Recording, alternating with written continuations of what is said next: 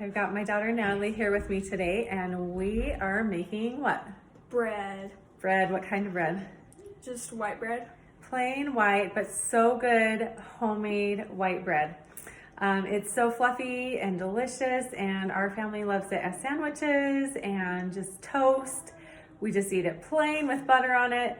It's good no matter how you eat it. And I always like to have a stock of it just at the ready for a yummy breakfast, or to send with the kids for their lunches, or just to snack on. But I find myself making it often. So we are going to take you along today as we make our homemade white bread. So many people have told me I am so afraid to make bread because I don't like to use yeast, or it doesn't work out for me when I use yeast.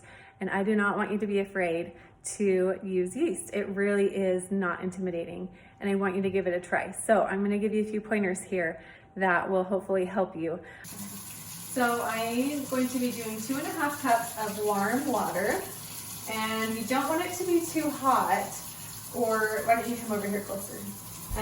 You don't want it to be too hot, or it will kill the yeast. And so you want it to feel warm when you put your wrist under it, but not too hot. And that's just about right here. And we're gonna do 2.5 cups right into our mixing bowl here.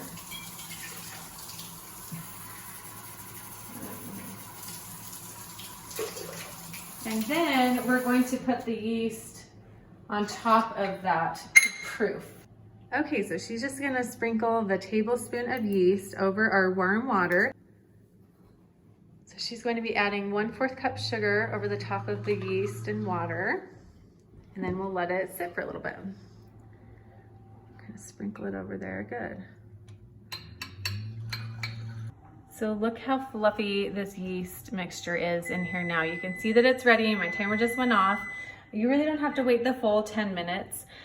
Just basically until it looks kind of like this. You can just tell that the yeast has reacted with the sugar and water, and it has proofed in there. So she's going to be measuring out 1 tablespoon of salt. Got it? Yep. Okay, good. Okay, and then pour in that butter.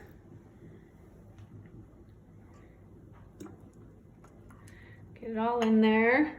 And then we're going to start with 3.5 cups of flour, and I've got it measured here.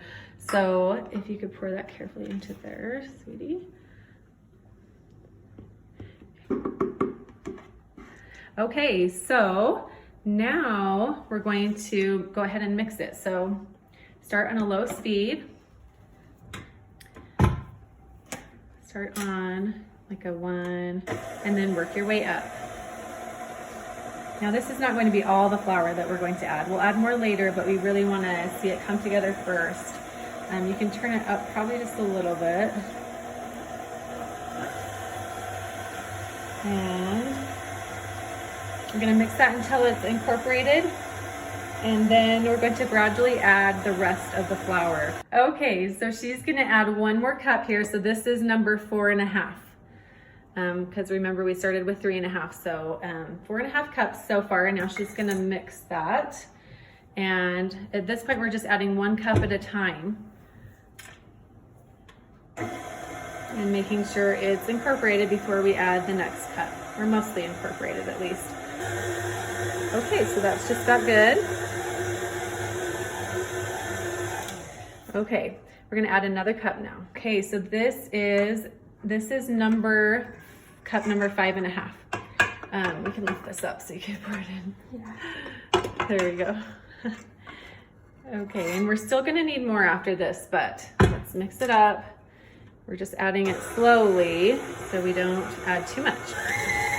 So it's cleaning the sides, but it's still gonna be a little too sticky, I think. So let me show you. Look how sticky that is. Still really too sticky, like that. We need more flour. So we're gonna add another cup of flour here, which will be 6.5.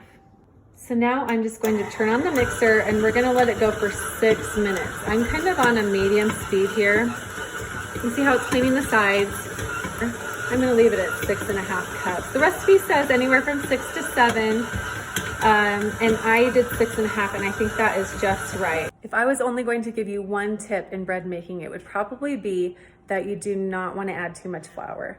So you want to have a really nice tender bread, and if you add too much flour, it can easily just get so dry and icky so fast. So we're going to kind of do the finger test. So we just let the mixer knead our dough for 6 minutes here, and look at how beautiful and pliable it is. So it's not super sticky, you can see, like it's just tacky, I would say, but not really sticky.